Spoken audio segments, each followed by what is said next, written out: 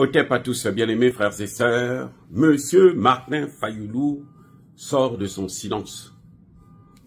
Enfin, un opposant qui parle correctement.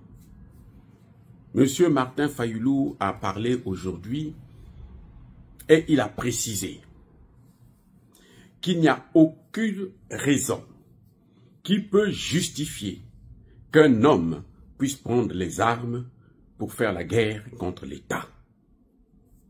En d'autres termes, M.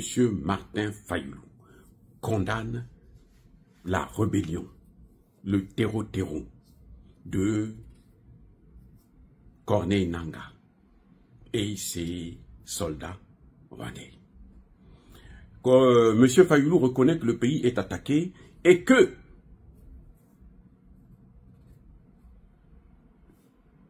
la résistance s'impose.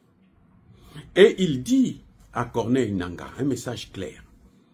Même si vous pouvez prendre tout le pays, quand vous arriverez à Kinshasa ici, vous n'allez pas gouverner parce qu'on ne vous laissera pas gouverner. Il a rappelé encore que lui, il a perdu l'élection, on lui a volé l'élection, comme Trump disait, il est syrien, c'est ça, c'est ces bêtises-là. Mais bon, c'est pas grave. Le plus important, c'est ce qu'il a dit concernant toute rébellion. Personne n'a le droit d'attaquer l'État. Eh oui, quand il y a des problèmes, il faut trouver un moyen pour s'asseoir ensemble, parler et régler la situation. Mais quand on s'attaque à l'État, on commet une erreur gravissime et qui ne peut être tolérée par aucun homme politique sérieux qui a la tête sur les épaules. Je vous signale en passant que le président Tshisekedi a rappelé qu'en fait cette rébellion est financée par Joseph Kabila. Et il est rwandais. Vous savez, ce qui est bien avec les Occidentaux, c'est que lorsqu'ils vous utilisent jusqu'à votre mort. Ils doivent vous faire dépenser jusqu'au dernier centime. Mais ils ont fait ça avec Ouattara. Donc, Kabila, l'argent qu'il a volé au Congo, c'est ça qu'il est en train d'investir pour tuer encore des Congolais. Avec le soutien de Paul Kagame. Maintenant, ce n'est plus Paul Kagame qui finance, c'est Joseph Kabila. Les millions qu'il a volés là, les milliards d'ailleurs. C'est ça qu'il est en train d'utiliser pour soutenir la rébellion. Et M. Fayulu condamne donc tout ça. Il n'a pas cité son nom, comme l'a fait le président Tshisekedi à Munich. Mais il a dit tout simplement qu'il n'y a aucune rébellion armée qui peut être tolérée.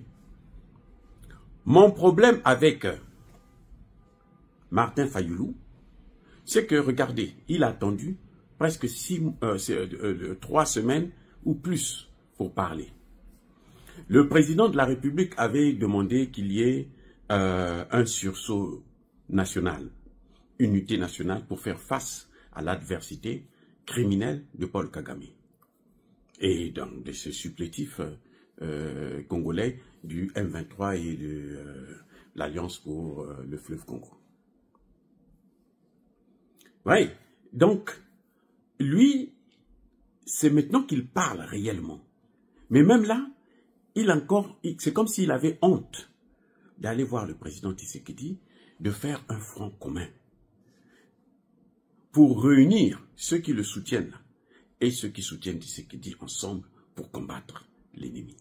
Vous voyez, le problème, c'est que lui, il parle, il s'adresse à son petit club. En quelque sorte, oui. Puisque lui, il n'est pas venu voir Tshisekedi pour dire non, maintenant là, on doit éteindre nos différends. Et c'est ce qui serait à son avantage. Pourquoi je dis ça? Mais parce que Tshisekedi, ça c'est son dernier mandat. Après ça, Tshisekedi va partir. Qui va prendre la place? Si lui, il ne se rapproche pas de Tshisekedi pour prendre, ça je parle politiquement, pour prendre, capter un certain nombre de voix de Tshisekedi vers lui, eh bien, ce sera par exemple un homme comme Jean-Pierre Mbemba qui est en train de mobiliser la population, qui va prendre ça. Je dis, monsieur Martin Fayulu, la politique là, c'est autre chose. Dans la politique, il n'y a pas la haine. Il y a l'intelligence, la connaissance, la tactique, la stratégie. Voilà, en bon terme, on dit la stratégie. En ce moment où Tshisekedi est affaibli, Tshisekedi est abandonné, même par les membres de son parti, c'est ce moment-là que vous devez venir tenir la main de Tshisekedi pour dire non, mon frère, je suis avec toi. Le combat là, tu n'es pas seul. Moi aussi, je mène ce combat. On y va. Ce serait à votre avantage, monsieur Martin Fayulu. Celui qui vous parle là, c'est un docteur en sciences politiques. Je sais de quoi je parle. Je dis ce serait à votre avantage. Parce que vous aurez donc l'occasion de prendre beaucoup de voix de Tshisekedi. Parce que Tshisekedi, c'est son dernier mandat. Donc après là, vous serez l'un des favoris. Actuellement, le favori, c'est Jean-Pierre Mbemba. Parce que c'est le seul qu'on a vu dans ce gouvernement mobiliser la jeunesse. C'est le seul qui a mobilisé la jeunesse autour du président et pour recruter les militaires, les jeunes dans l'armée. Vous ne l'avez pas fait. Mais au moins, venez voir le président pour qu'on sente que non, mais vous êtes... C'est le moment de battre campagne, d'aller partout pour dire nous devons faire un front commun. Un mur, nous devons construire un mur pour arrêter tout. Pour faire face à Paul Kagame. Pour dire aux Rwandais que vous n'allez pas nous dominer, vous n'allez pas nous coloniser. Non, c'est fini ça. Même les Blancs ne reviendront plus nous coloniser. Les Américains, les Anglais et les autres auront peur de vous. C'est maintenant. C'est pas demain. C'est les étoiles n'apparaissent que la nuit. Et oui, c'est quand il y a la nuit que les étoiles viennent. C'est-à-dire que quand il y a des problèmes, c'est là que les vrais amis apparaissent pour dire « Nous sommes là. Tu n'es pas seul. »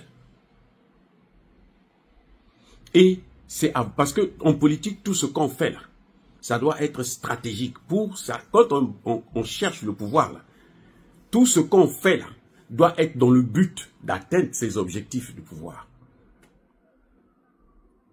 Martin Fayulu n'a pas fait un bon score la dernière élection. Mais il peut faire un bon score si Tshisekedi n'est pas là. Mais pour faire ce bon score, c'est maintenant que Tshisekedi est en difficulté, que la nation a besoin de tous ces hommes politiques, que le Parlement congolais a failli. Les Caméré, tout ce monde-là, ils ne peuvent plus accéder à l'élection, à la présidence. La carrière de Caméré est terminée. La seule chose qu'il peut faire maintenant, c'est être député peut-être. Parce que dans son petit coin, là, les gens peuvent voter encore pour lui. Mais sinon, sa carrière politique, là, que non, il va être encore président, c'est fini. Pour Caméré, c'est fini. Vous avez une chance. Vous avez une chance. Mais vous devrez la prendre, la mobiliser, chercher à vous rapprocher du président. Jacques Chirac l'a fait avec Mitterrand. François Mitterrand sort avec sa femme. Le foulard de la femme de François Mitterrand tombe. Jacques Chirac se baisse pour ramasser, pour donner à la femme de Mitterrand. Ce n'était pas une faiblesse. C'est la flatterie politique. C'est la stratégie politique. Et quand il arrive face à Lionel Jospin, Mitterrand a voté pour Chirac. Je reprends. C'est ça qui avait fait échouer Jospin. Mitterrand s'est rappelé de tout ça. Et pourtant, c'était son adversaire. Il dit non, celui qui est mûr là, c'est lui. Parce qu'il a compris les enjeux. En politique, là, il n'y a pas la haine. Même quand on a la haine, là, on ne peut jamais faire montrer ça, on ne peut pas sortir ça. C'est-à-dire que personne ne doit savoir que vous ne voulez pas le voir. Vous n'êtes pas là à critiquer parce qu'il faut critiquer puisque vous êtes opposant. Non. Quand c'est bon, il faut dire c'est bon. C'est ça qui vous fait grandir. Parce que même ceux qui sont avec ton adversaire politique, là, ils se disent, mais lui, là, on dirait qu'il est intéressant. Et plus vous dites des bonnes choses, là, vous allez voir, vous allez les prendre vers vous. C'est ça la politique, monsieur Martin Fayulu. C'est juste un conseil, c'est juste un conseil. Parce que vous, quand vous arrivez à ce niveau-là, vous pensez que vous connaissez tout. Mais nous, on vous dit quand même que c'est comme ça. On ne vous voit pas mobiliser la jeunesse pour faire face. Vous parlez une fois, comme ça, par erreur. C'est vrai que vous avez bien parlé, mais ça ne suffit pas. On devrait vous voir mobiliser la jeunesse. Ce serait une occasion pour vous de rappeler aux gens que non, moi, je peux être votre prochain président. Les amis, soyez bénis, abondamment bénis par le Dieu de Kemet et par nos ancêtres évangélisés, mais que tous ceux qui persécutent le continent africain, le pillent et le déstabilisent, qu'ils soient noirs, blancs, chinois, arabes, juifs, indiens, ou qui qu'ils soient punis, maudits, foudroyés, neutralisés, écrasés, effacés par le Dieu de Kemet et par nos ancêtres évangélisés. Vive l'Afrique éternelle, j'ai dit et j'assume.